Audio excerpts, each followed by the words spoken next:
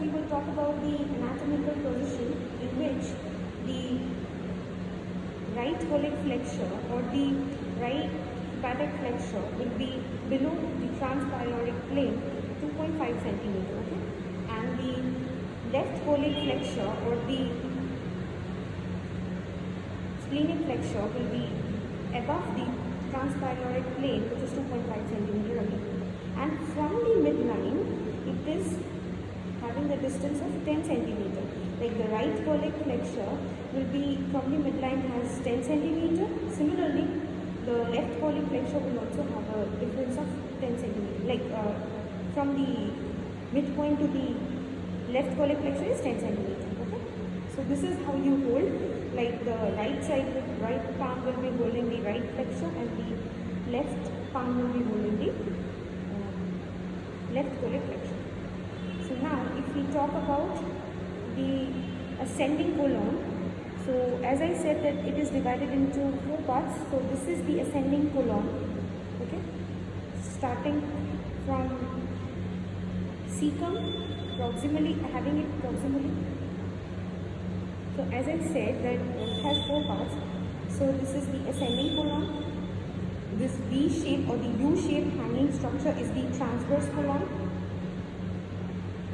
This one, the bit thin one, then the ascending colon is the descending colon, which is approximately 25 centimeter. And this part is the sigmoid colon, which is S-shaped structure. Okay. So that's how we divide the colon into 4 parts. Now one thing, this ascending colon and descending colon both lies on the paracolic gutta. Okay. And to identify the sides, it's a bit difficult, but since we have, so see students, as I've said that this is the appendix which is present on the medial side and cecum on the posterior medial side in relation with the ascending colon. So it is easy to understand the side determination part. Okay, so we can consider this as the anterior surface, this is the medial one, this is the lateral, and this is the posterior one. So the peritoneum is covered on the 3 sides, 1, 2 and 3, and the posterior part is present in the paracolic gutta. So therefore it does not have the peritoneal covering. So from the part where the omentum starts, that is this one, we can consider that the right flexure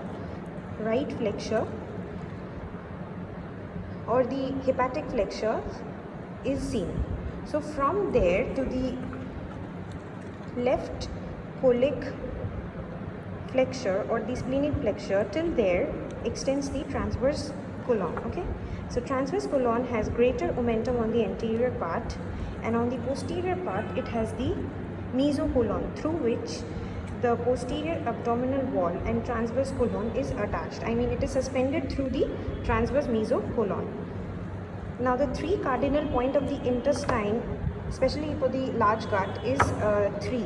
That is the tinea coli, then the appendices epiploica, and the saculations and the hostrations. So these are the saculations and the hostrations you can see, okay, which is mostly seen along with the tinea coli. So in front of the ascending colon,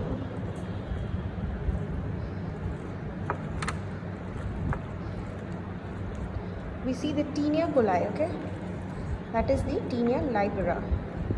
Since it is not dissected that clearly, so these are the longitudinal muscle which aggregates and forms the folds. So this is the tinea libera present in front of the ascending coli.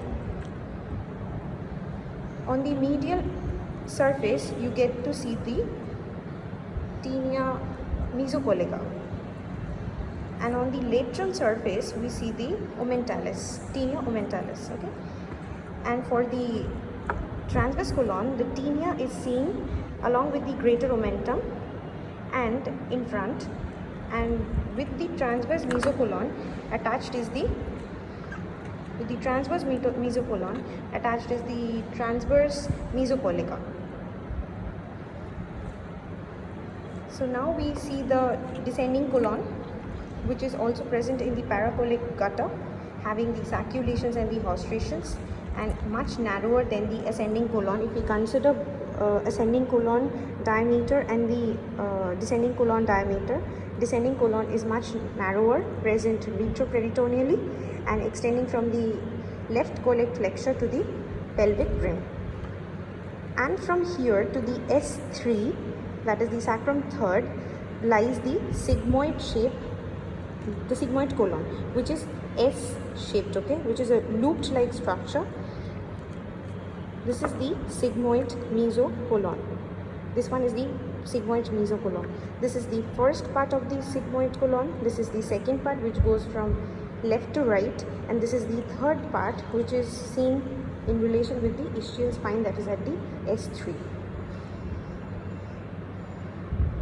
So that's how the gross part for the cecum and ascending colon and the entire colon has been covered. For any other questions, you can let us know. Thank you.